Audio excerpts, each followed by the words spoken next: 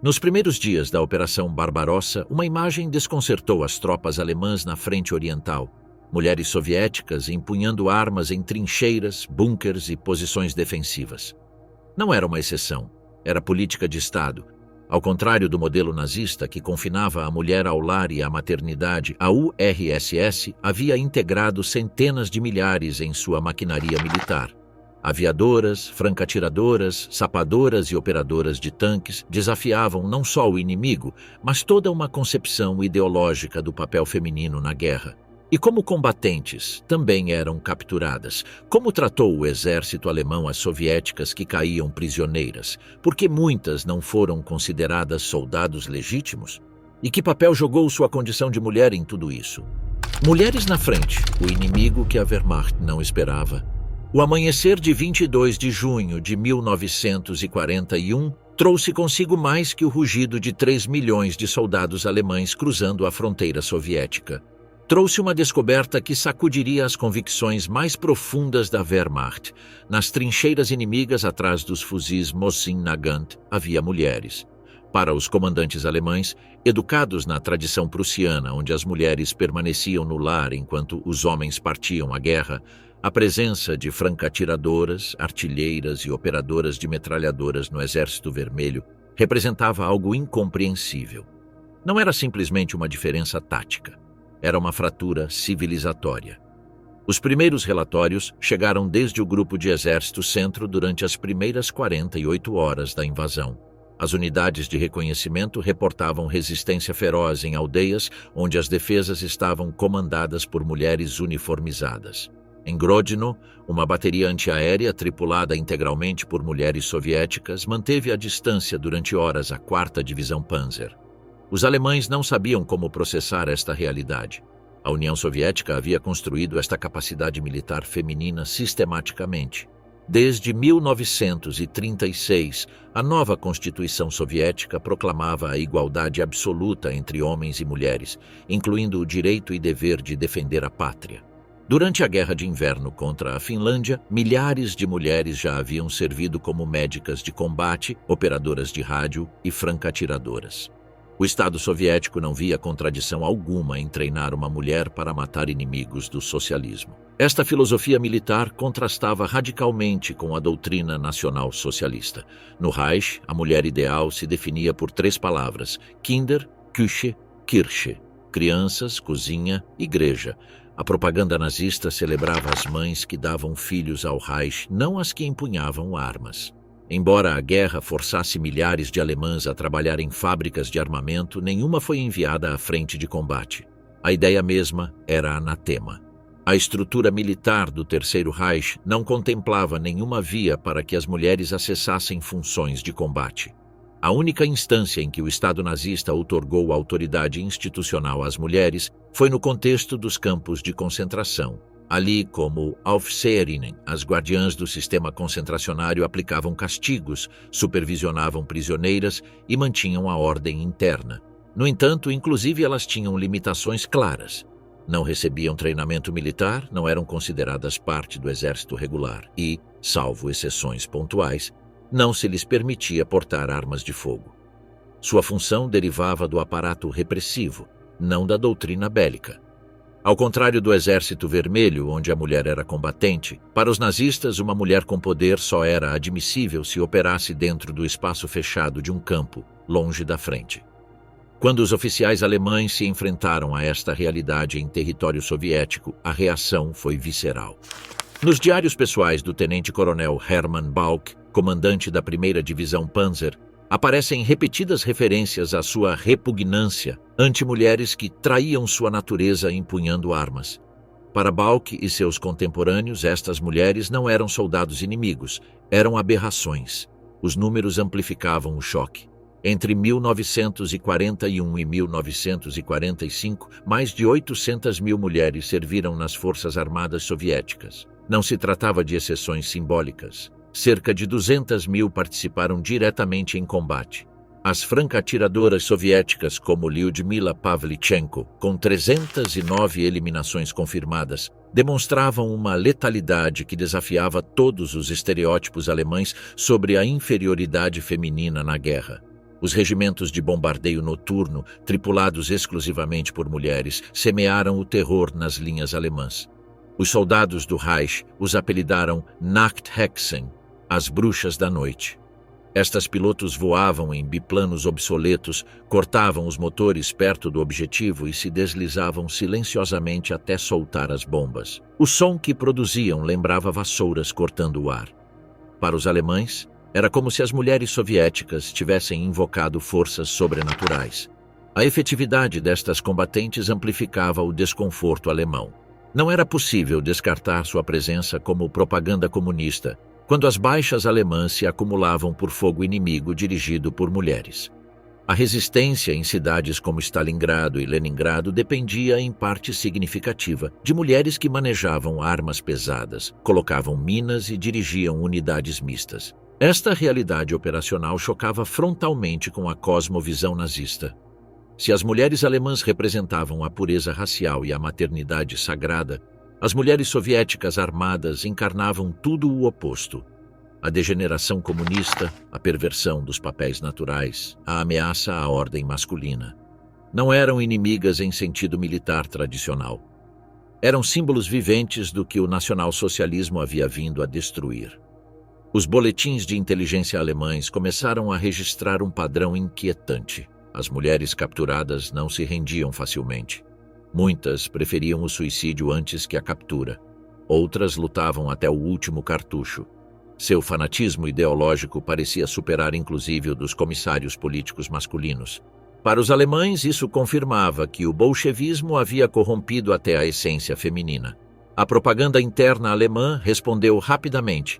As publicações militares começaram a se referir a estas mulheres como Flintenweiber, um termo depreciativo que combinava Flinte, fuzil, com Weiber, forma vulgar de dizer mulheres.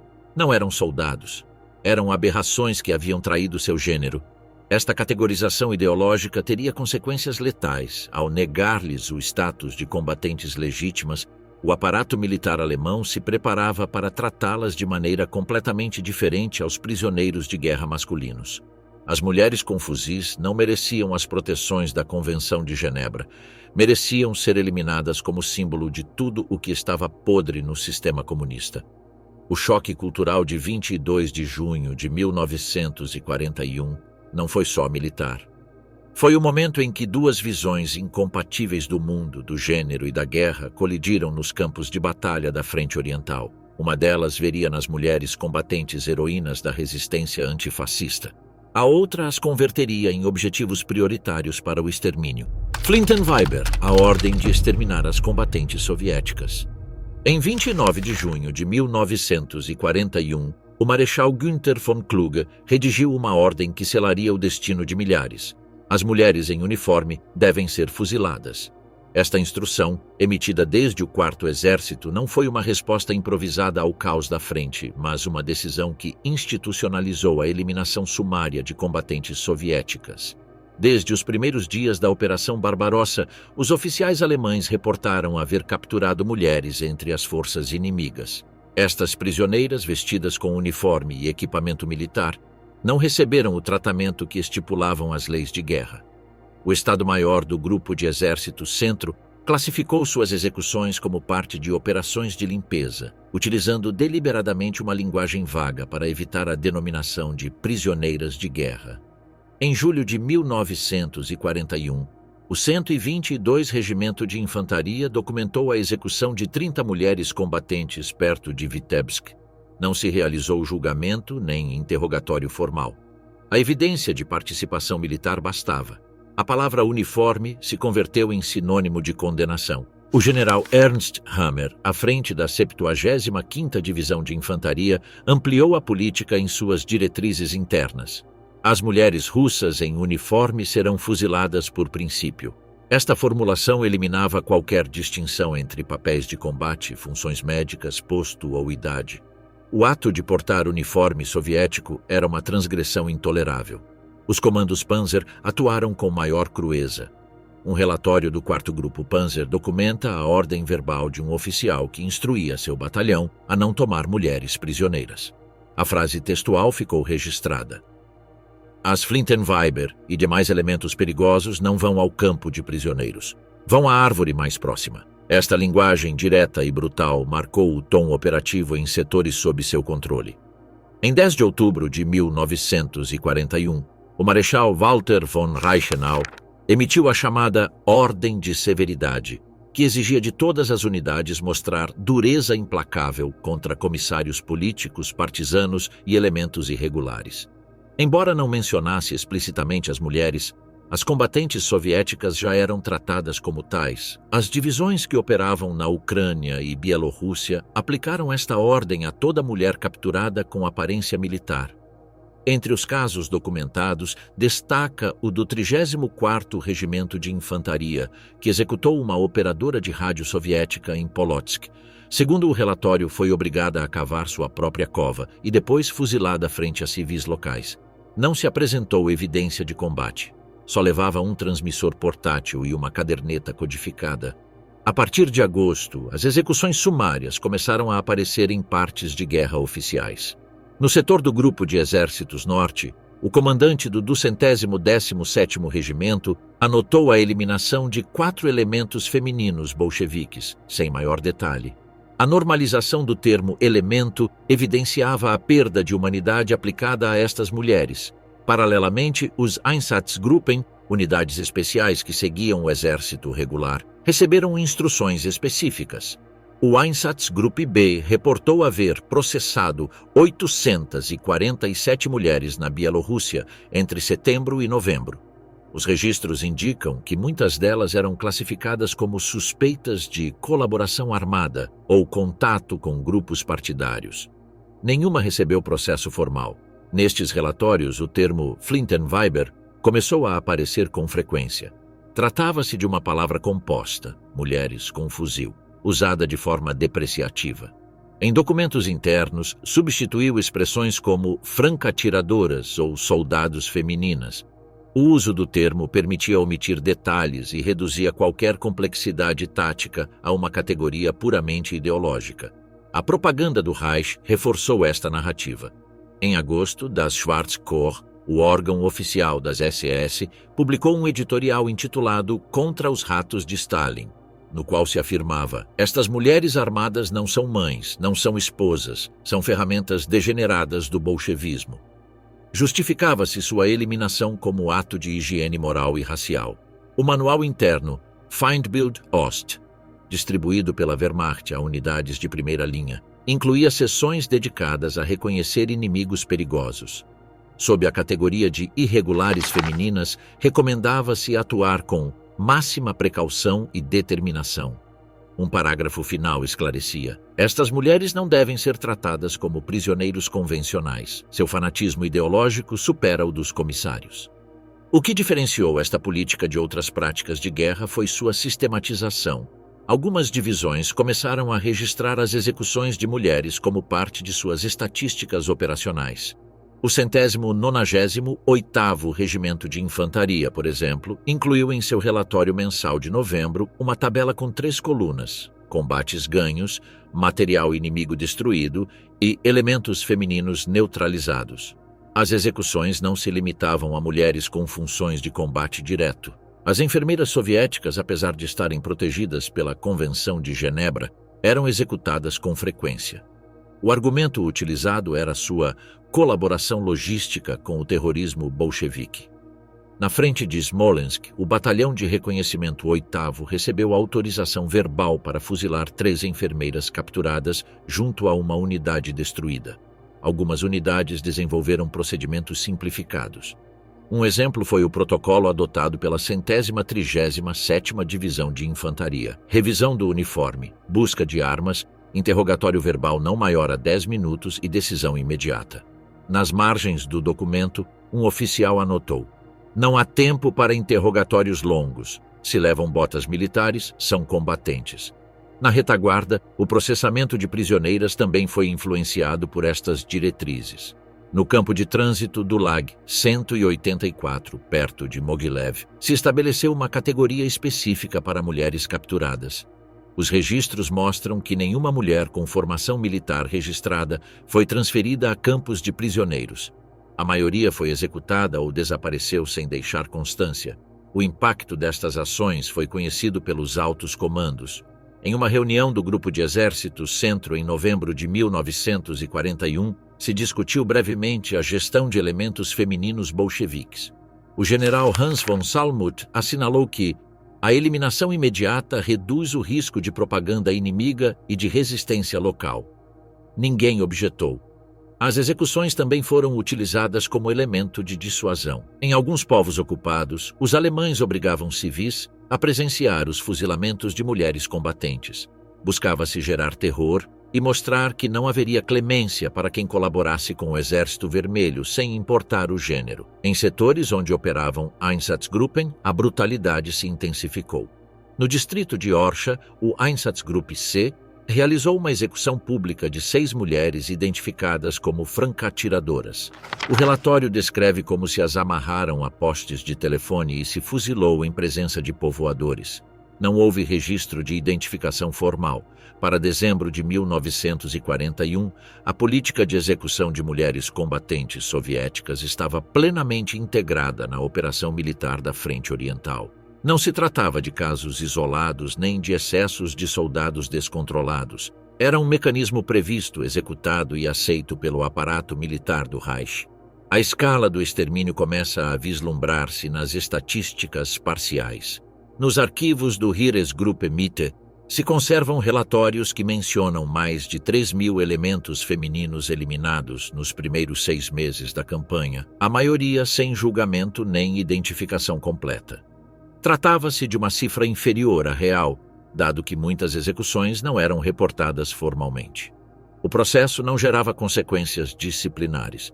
Em contraste com as severas penas impostas a soldados que mantinham relações sexuais com mulheres eslavas, consideradas contaminação racial, não existe nos arquivos alemães um só caso de sanção por executar uma mulher combatente. Isso refletia o consenso institucional. Eliminar as Flintenweiber não só era aceitável, era correto. O padrão também se exportou a outras regiões. Nos Balcãs, quando as tropas alemãs enfrentaram unidades partidárias com participação feminina, aplicaram as mesmas diretrizes desenvolvidas na frente soviética.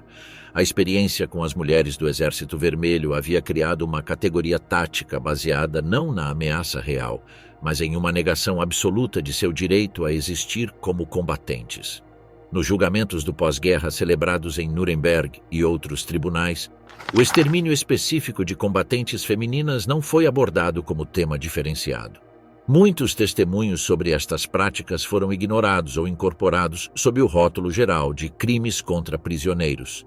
A invisibilidade destas vítimas começou com sua execução e se perpetuou na memória oficial. O que começou como um choque cultural e tático se transformou em poucas semanas em uma política de aniquilação seletiva.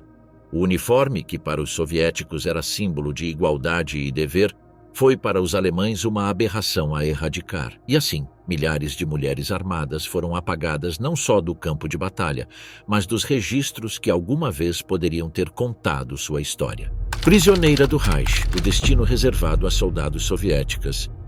Nem todas as mulheres soviéticas em uniforme foram executadas de imediato. Em alguns setores da Frente Oriental, unidades da Wehrmacht, da Abwehr ou dos Einsatzgruppen decidiram capturar e reter temporariamente combatentes femininas. Não foi por clemência. Foi por interesse tático. Em zonas onde se suspeitava atividade partidária intensa ou redes clandestinas, as prisioneiras eram enviadas a centros de interrogatório militar para extrair informação sobre movimentos do Exército Vermelho, códigos de rádio ou posições de artilharia. A maioria não sobreviveria ao processo.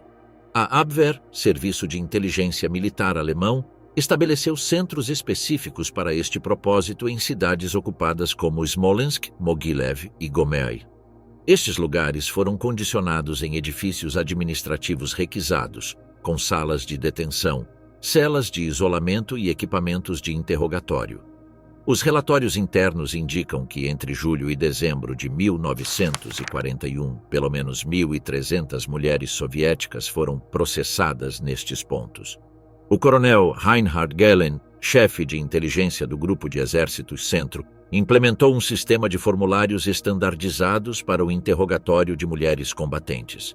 Os campos incluíam dados básicos, nome, unidade, papel, mas também categorias ideológicas como grau de adoutrinamento bolchevique e nível de masculinização do comportamento. Esta última casinha refletia uma obsessão nazista com a inversão dos papéis tradicionais de gênero.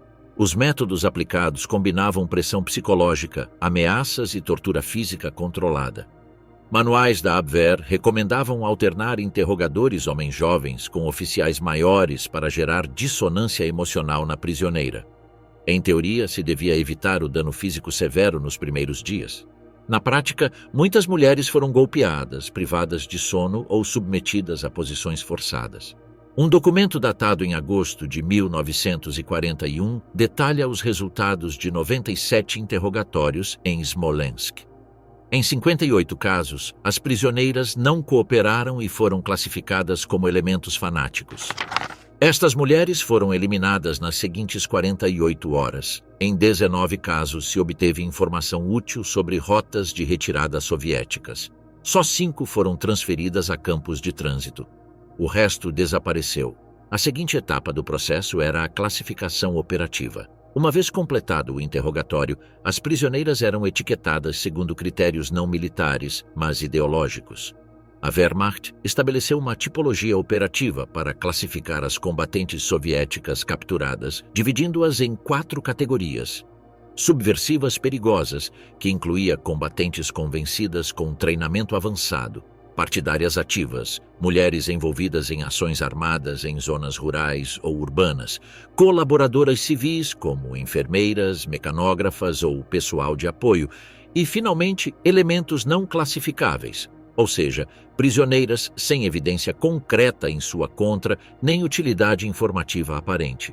A classificação não garantia a vida. Ao contrário, servia para decidir o método de eliminação. As subversivas e partidárias costumavam ser executadas em sítios afastados. As colaboradoras civis eram enviadas a campos de trânsito como passo intermediário.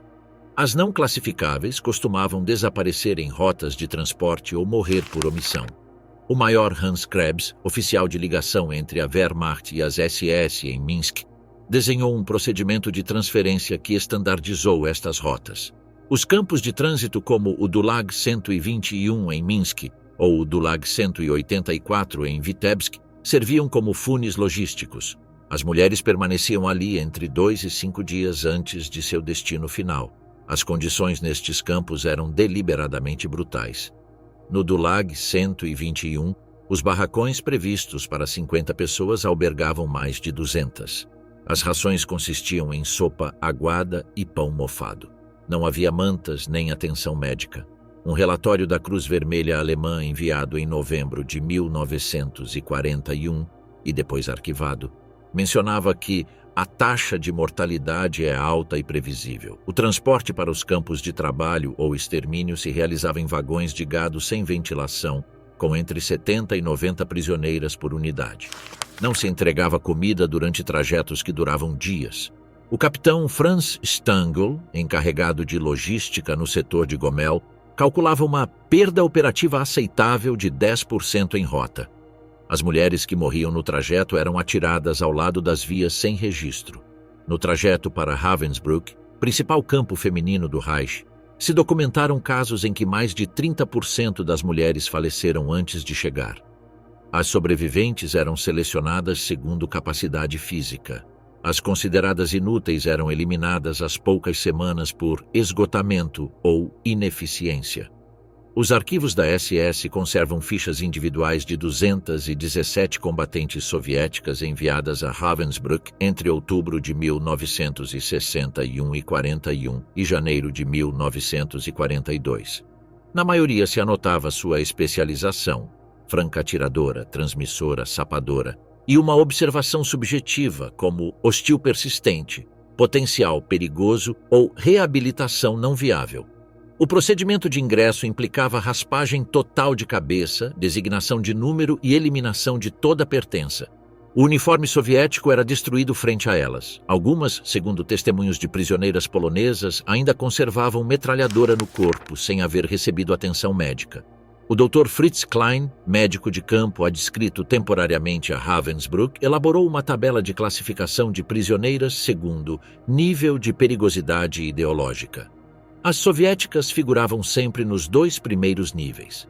Esta categorização determinava seu acesso, ou exclusão, a trabalho, alimento ou atenção médica.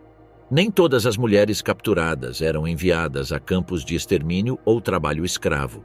Em alguns casos, a classificação como elemento fanático conduzia diretamente a execuções encobertas. Estas se realizavam em pátios traseiros de centros de trânsito ou inclusive em hospitais militares sob pretexto de tratamentos.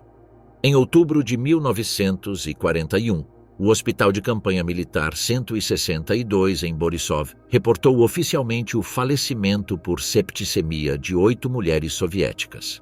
Na realidade, segundo notas marginais do médico ajudante Otto Berning, tratava-se de combatentes classificadas como irrecuperáveis e executadas mediante injeções de morfina letal.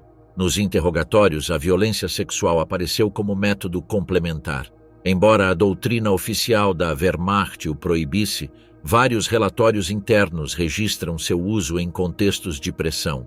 O Manual de Interrogatórios da Abwehr, versão novembro de 1941, inclui um apartado intitulado Técnicas Coercitivas Não Convencionais. O maior Wilhelm Rode, interrogador-chefe em Gomel, escreveu em seu relatório mensal: em alguns casos, a ameaça de humilhação sexual facilitou confissões. Em outros, foi necessário aplicar o ato como catalisador psicológico. Nenhum destes casos derivou em processo disciplinar. Em certos setores, especialmente perto de Polezia e Bransk, se reportaram desaparições massivas de mulheres capturadas. Um documento do Einsatzgruppe C, datado em 17 de dezembro de 1941, menciona 146 elementos femininos processados sem registro formal por razões logísticas. Não se conservam mais detalhes.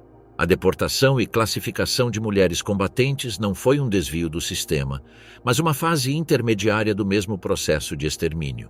Executava-se quando o valor tático da prisioneira justificava o breve adiamento de sua eliminação. Era morte com atraso, não alternativa. Algumas poucas mulheres sobreviveram este processo, já fosse por acaso traslado médico ou intervenção de oficiais interessados em utilizá-las como trabalhadoras especializadas. Mas inclusive estas sobreviventes eram realocadas sob vigilância extrema, sem possibilidade de integração. Os manuais administrativos dos campos indicam que as prisioneiras soviéticas com antecedentes militares não deviam ser misturadas com outras nacionais. Temia-se sua influência sobre o resto. Eram segregadas, observadas e utilizadas até que adoecessem ou enfraquecessem sua produção. Então, desapareciam. Os registros médicos do campo de trânsito Dulag 121 mencionam o caso de uma sapadora soviética de 22 anos trasladada com feridas graves. Recebeu tratamento básico e foi enviada a Ravensbrück. Seu número de ingresso aparece nos livros. 2 semanas depois, seu número é riscado. Sem causa, sem anotação, só um traço vermelho. Para muitas destas mulheres, a viagem não terminava nunca. Eram transportadas de campo em campo, sem estabilidade, como recursos móveis destinados ao esgotamento. A lógica do sistema não era a custódia, era a extinção progressiva, calculada e sem pegada. Ao contrário dos homens, que podiam ser trocados ou usados em grandes obras de infraestrutura, as mulheres combatentes não eram consideradas ativos úteis por longo prazo. O preconceito ideológico pesava mais que o pragmatismo. Para o Reich, a mulher armada devia ser apagada, não reaproveitada. Armas contra elas, a violência sexual como castigo militar. O Decreto Barbarossa, assinado por Wilhelm Keitel em 13 de maio de 1941, estabeleceu um marco legal que transformou a violação em ferramenta militar autorizada. Este documento eximia soldados alemães de responsabilidade penal por crimes contra civis soviéticos, com a única exceção de delitos que afetassem a disciplina interna ou a pureza racial alemã. A violência sexual contra mulheres eslavas não só ficava impune, ficava implicitamente autorizada. As combatentes soviéticas capturadas enfrentavam violação como forma específica de castigo ideológico. Os perpetradores justificavam estes atos como correção de elementos que haviam traído sua natureza feminina. O tenente Werner Mulders, do 7º Regimento de Infantaria, escreveu em seu diário pessoal: "Estas mulheres russas precisam recordar qual é seu verdadeiro propósito antes de que as eliminemos." Os testemunhos recompilados durante julgamentos do pós-guerra revelam métodos sistemáticos desenvolvidos especificamente para combatentes capturadas. Eram frequentemente violadas em presença de outros prisioneiros como forma de humilhação coletiva. Os perpetradores combinavam violência sexual com degradação verbal, forçando as vítimas a admitir que as mulheres deviam servir, não lutar. Em territórios ocupados, os alemães requisaram edifícios para estabelecer bordéis militares, onde mulheres soviéticas, incluindo combatentes capturadas, eram forçadas a servir como prostitutas. O maior Heinrich Springer, responsável por serviços de bem-estar para a 11ª Divisão de Infantaria, documentou meticulosamente a operação destes estabelecimentos em sua região de Smolensk. Os registros administrativos destes bordéis, descobertos em arquivos alemães décadas depois, mostram categorização sistemática das mulheres por idade, aparência física e nível de resistência à colaboração. As combatentes recebiam classificação especial como material de castigo prioritário, indicando que sua exploração sexual era considerada forma de retribuição por haver lutado contra a Alemanha. Anna Komarova, franca-atiradora da 25ª Divisão de Fuzileiros da Guarda, sobreviveu 5 meses em um destes estabelecimentos antes de ser transferida a Ravensbrück. Testemunhou posteriormente: "Me obrigavam a servir até 20 soldados diários. Quando me resistia, me golpeavam até que perdia a consciência. Depois seguiam usando-me enquanto estava inconsciente."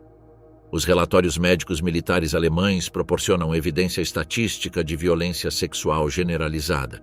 Os registros do Grupo de Exércitos Centro mostram taxas de doenças venéreas 30% superiores às registradas na frente ocidental. O Dr. Hans Munch, médico principal do setor, atribuiu este fenômeno ao contato sexual frequente com população feminina local, especialmente elementos capturados. As combatentes enfrentavam formas específicas de violência desenhadas como castigo simbólico.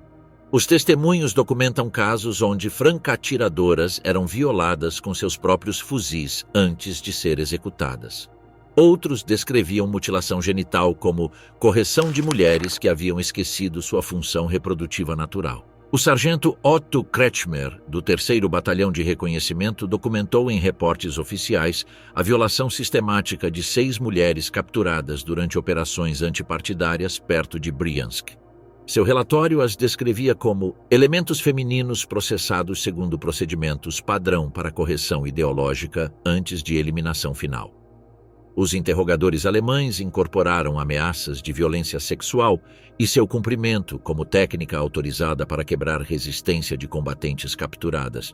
Os manuais da Abwehr incluíam pressão sexual graduada como método para extrair informação de prisioneiras fanáticas.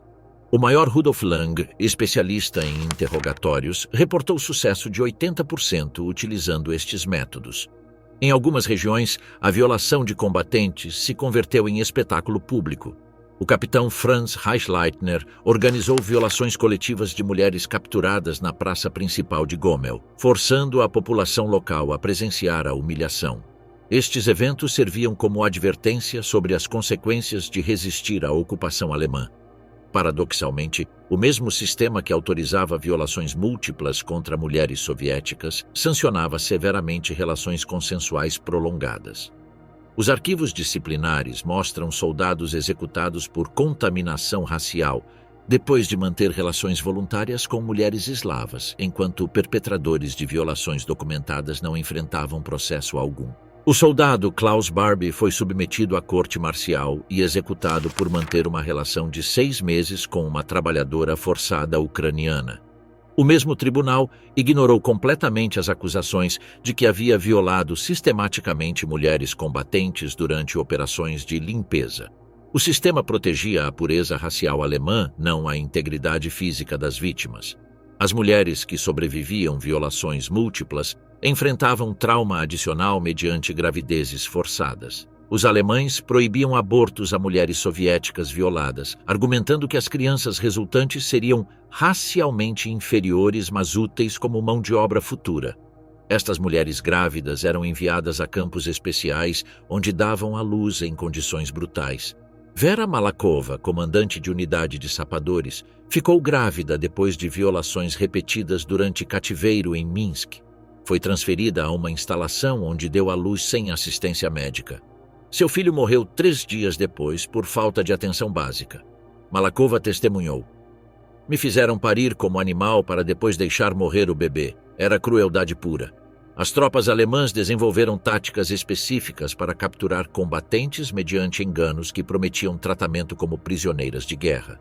Uma vez capturadas, estas mulheres enfrentavam violação sistemática antes de execução ou deportação.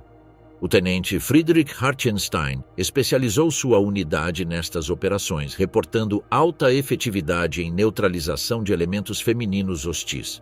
Alguns comandantes tentaram limitar violações por razões logísticas não humanitárias. Temiam que gravidezes massivas complicassem operações militares ou que doenças venéreas afetassem efetividade de combate. No entanto, estas tentativas foram mínimas e careceram de respaldo institucional efetivo. A violência sexual contra combatentes soviéticas operava dentro de uma lógica que fusionava misoginia, racismo e ideologia política. As mulheres não eram violadas simplesmente por ser mulheres, mas por ser mulheres que haviam transgredido a ordem natural ao empunhar armas contra o Reich. Seu castigo devia restaurar simbolicamente a hierarquia de gênero que haviam desafiado mediante sua participação militar. Os métodos desenvolvidos contra combatentes soviéticas estabeleceram precedentes que se estenderiam geograficamente. Técnicas similares foram posteriormente aplicadas contra mulheres resistentes na Iugoslávia, Grécia e Itália.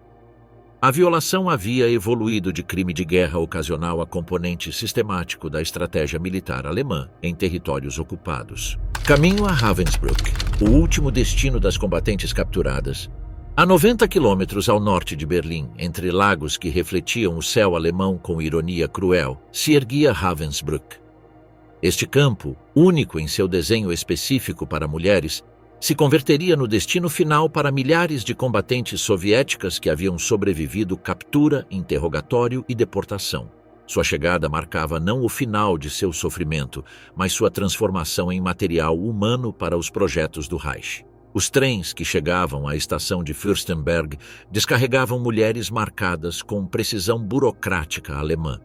As combatentes soviéticas ingressavam no sistema do campo identificadas por triângulos vermelhos com as letras RU por Russland. Esta marca as convertia imediatamente em objetivos prioritários para a brutalidade que caracterizava a administração do campo. Fritz Zuren, comandante de Ravensbrück desde 1942, havia aperfeiçoado um sistema de classificação que dividia as prisioneiras soviéticas segundo sua utilidade potencial para o Reich. As fisicamente capazes eram destinadas a trabalho forçado na fábrica Siemens, construída dentro do campo. As selecionadas por médicos SS ingressavam no programa de experimentação humana. As consideradas inúteis para ambos propósitos desapareciam rapidamente do sistema. O processo de ingresso eliminava sistematicamente qualquer vestígio de identidade militar. As mulheres eram despojadas de uniformes, documentos e objetos pessoais. Suas cabeças eram raspadas completamente. Recebiam números tatuados que substituíam seus nomes em todos os registros. Uma franca-atiradora com centenas de eliminações confirmadas se convertia em prisioneira política russa número 47.832. As designadas a trabalho forçado enfrentavam jornadas desenhadas para exterminar gradualmente. Na fábrica Siemens produziam componentes elétricos para armamento alemão trabalhando 14 a 16 horas diárias. As combatentes soviéticas, consideradas especialmente perigosas por seu treinamento militar, recebiam as tarefas mais extenuantes, carga de materiais pesados, trabalho em fornos industriais, manipulação de químicos tóxicos sem proteção alguma. A dieta havia sido calculada cientificamente por nutricionistas alemães para proporcionar sobrevivência limitada. 350 gramas de pão negro, sopa aguada com desperdícios vegetais e ocasionalmente margarina rançosa proporcionavam suficientes calorias para manter viva uma prisioneira aproximadamente 3 meses sob trabalho forçado intenso. Era extermínio por esgotamento, medido com precisão alemã característica. Dorothea Beans, supervisora-chefe de guardiãs, havia desenvolvido métodos disciplinares específicos para ex-combatentes. Os castigos incluíam permanecer imóveis durante horas, sob qualquer clima, trabalhar nuas no inverno e confinamento no bunker, celas de isolamento onde as prisioneiras eram fechadas em espaços tão pequenos que não podiam deitar-se nem estar completamente de pé. O Dr. Karl Gebhard, médico pessoal de Heinrich Himmler, havia escolhido Ravensbrück como laboratório ideal para a experimentação humana. As combatentes soviéticas representavam material especialmente valioso porque seu treinamento militar lhes havia proporcionado resistência física superior à população civil promédio. Seus experimentos buscavam desenvolver métodos eficientes para debilitar populações inimigas. As prisioneiras selecionadas para a experimentação eram trasladadas ao Bloco 10, separado do resto do campo por arames farpados adicionais. Ali, Gebhardt e seus assistentes Fritz Fischer e Hertha Oberhäuser realizavam procedimentos sem anestesia para estudar resistência à dor em raças inferiores. Amputavam extremidades sãs para observar processos de cicatrização. Injetavam bactérias letais em feridas abertas para provar efetividade de medicamentos experimentais. Os registros médicos parcialmente preservados descrevem experimentos específicos em combatentes soviéticas. Uma anotação típica rezava: sujeito 23R, franca-atiradora 24 anos, resistência excepcional a sulfonamidas. Infecção induzida em extremidade inferior progride segundo esperado. Sujeito mantém consciência depois de 72 horas sem tratamento. As anotações continuavam até que simplesmente se detinham, indicando a morte do sujeito. Outros procedimentos buscavam desenvolver métodos de esterilização massiva para aplicar em territórios ocupados. As combatentes eram submetidas a radiação, injeções químicas e cirurgias experimentais desenhadas para eliminar sua capacidade reprodutiva. Os médicos justificavam estes procedimentos como prevenção da propagação de genes bolcheviques inferiores. A brutalidade médica se combinava com sadismo psicológico calculado. As combatentes selecionadas para experimentação eram forçadas a observar procedimentos realizados em outras prisioneiras antes de ser operadas elas mesmas. Os médicos alimentavam deliberadamente o terror, acreditando que o medo extremo proporcionava dados mais valiosos sobre resistência humana limite. Nina Popova, franca-atiradora da 3ª Brigada Naval, sobreviveu 6 meses de experimentação antes de ser declarada material esgotado. Em testemunho posterior descreveu: me cortaram a perna esquerda para ver como sanava. Quando sanou mal, me cortaram a direita para comparar. Depois me injetaram coisas que me faziam vomitar sangue por dias. As condições gerais do campo pioraram dramaticamente depois de 1943, quando Ravensbrück se saturou com prisioneiras de toda a Europa ocupada. As combatentes soviéticas, chegadas em ondas temporãs, se encontraram em posições de relativa antiguidade, que algumas exploraram para criar hierarquias de sobrevivência dentro dos barracões. No entanto, muitas ex-combatentes utilizaram seu treinamento militar para organizar resistência clandestina. Valentina Safonova, ex-comandante de unidade antitanque, estabeleceu redes de comunicação entre barracões que permitiam coordenar sabotagens menores nas fábricas.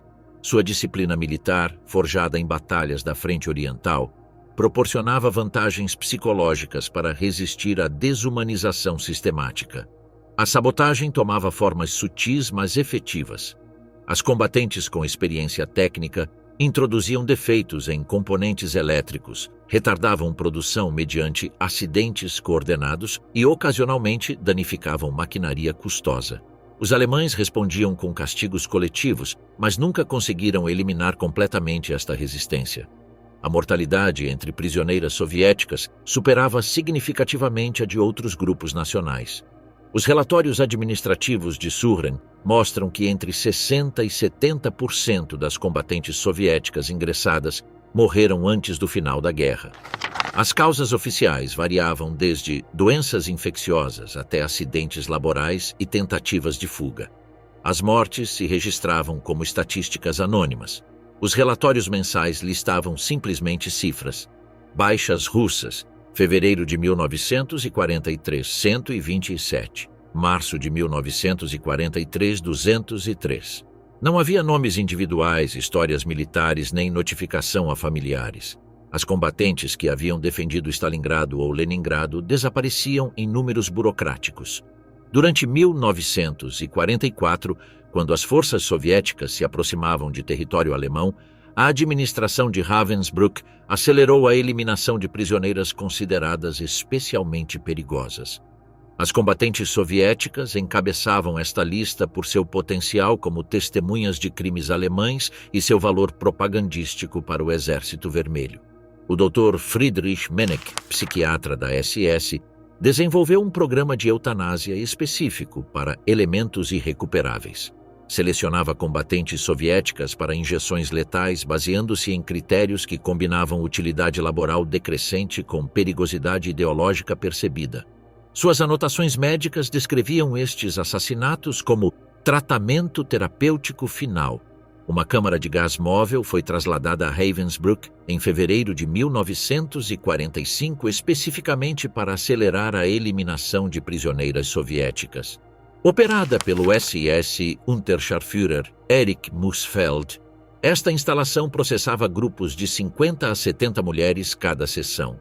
Os alemães justificavam estas execuções como medidas preventivas contra elementos de vingança. Em 30 de abril de 1945, elementos avançados do Exército Vermelho liberaram Ravensbrück. Encontraram aproximadamente 2.000 prisioneiras em estado de inanição extrema, muitas incapazes de caminhar ou falar coerentemente. Entre elas, menos de 50 eram combatentes soviéticas identificáveis. A maioria havia perecido durante anos de trabalho forçado, experimentação médica e execuções aceleradas. Os libertadores soviéticos documentaram meticulosamente as condições do campo, fotografaram evidências de crimes alemães e recompilaram testemunhos de sobreviventes. No entanto, não prestaram atenção especial às combatentes sobreviventes. Na lógica stalinista, estas mulheres haviam falhado ao permitir sua captura, e seu sofrimento não as convertia em heroínas, mas em elementos suspeitos. Lyudmila Konovalova, franca-atiradora da 62ª Divisão que sobreviveu Ravensbrück, descreveu posteriormente a ironia de sua libertação.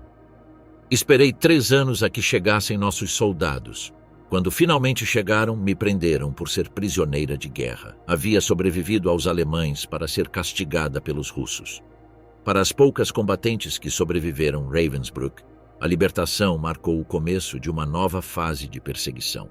Sua guerra estava longe de terminar. O sistema que as havia convertido em números sem nome agora as converteria em cifras de um silêncio forçado que duraria décadas. O arquivo apagado, a história silenciada após sua libertação. O 8 de maio de 1945 marcou o final oficial da guerra na Europa, mas iniciou uma nova fase de vitimização para as combatentes soviéticas sobreviventes.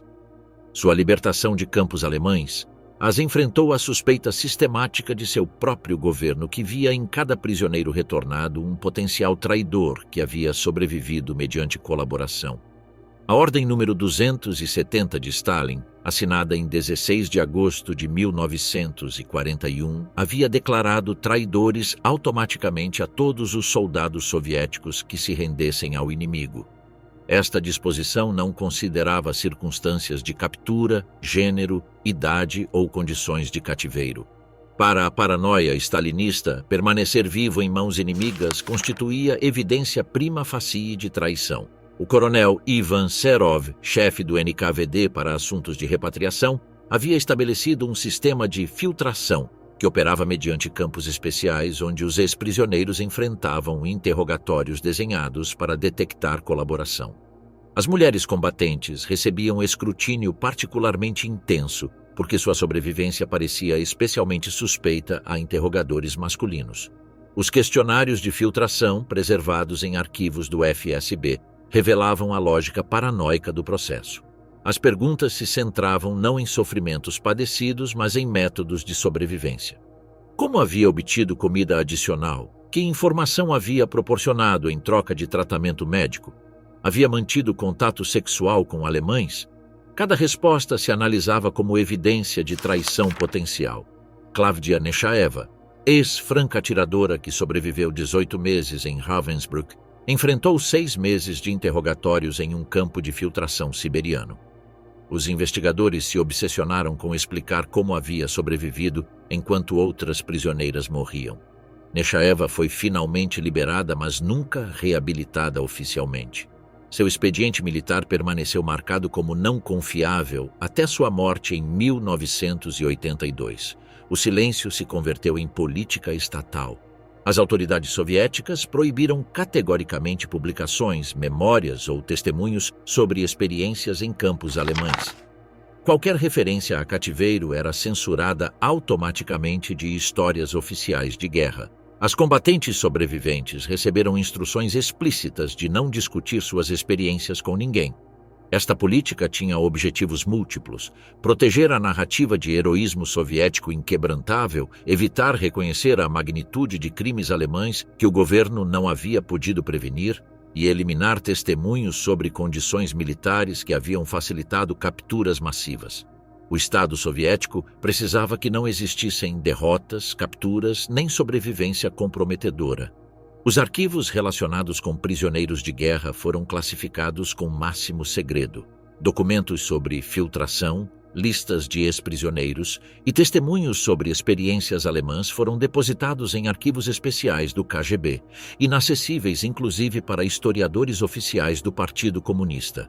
Paralelamente, a Alemanha Ocidental desenvolveu sua própria forma de negação histórica. Durante a Guerra Fria, as autoridades da República Federal minimizaram sistematicamente crimes da Wehrmacht na Frente Oriental.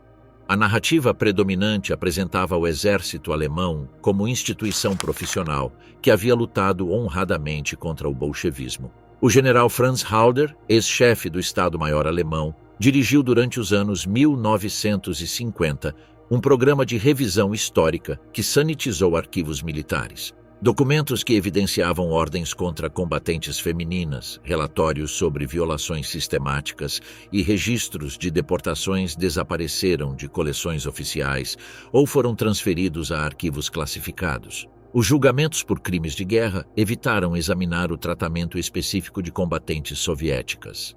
Os tribunais aliados se concentraram no Holocausto, experimentos médicos gerais e crimes contra civis. O destino particular de mulheres combatentes não foi abordado como categoria diferenciada de vítimas.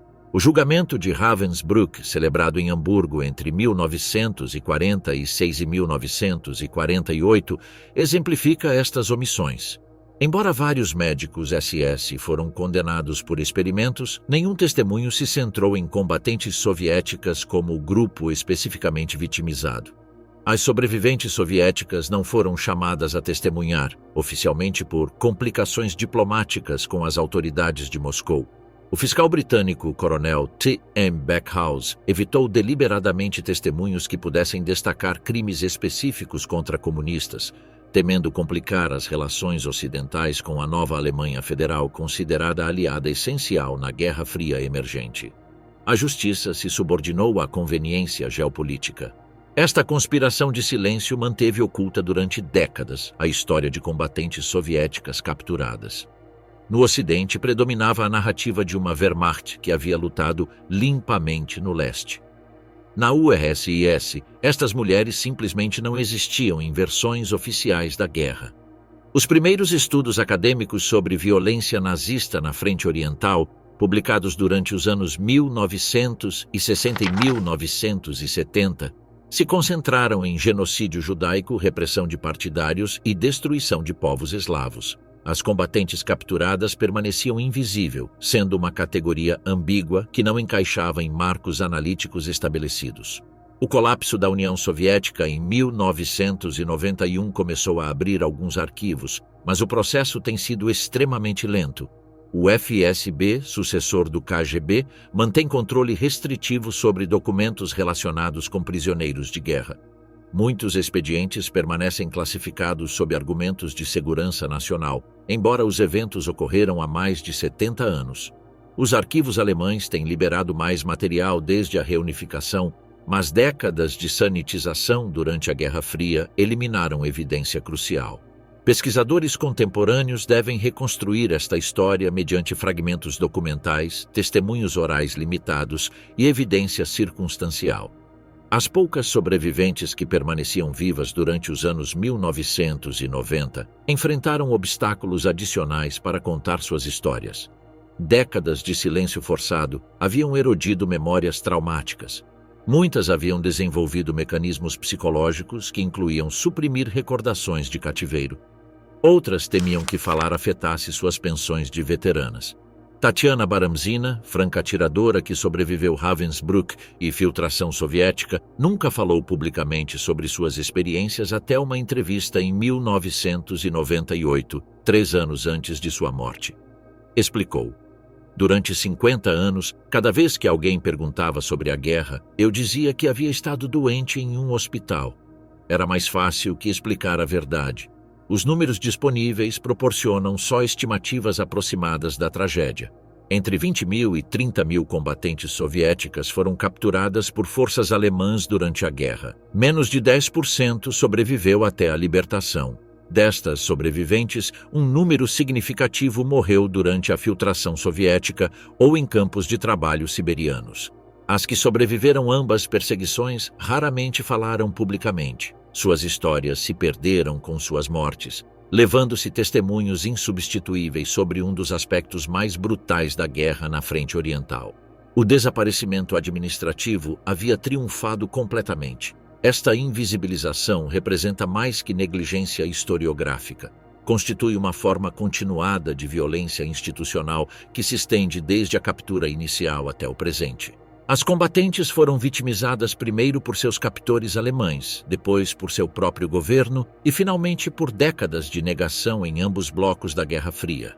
O resultado é uma ausência permanente no registro histórico. Mulheres que defenderam Stalingrado, operaram atrás de linhas inimigas e resistiram anos de tortura sistemática têm sido reduzidas a notas de rodapé em histórias gerais da Segunda Guerra Mundial.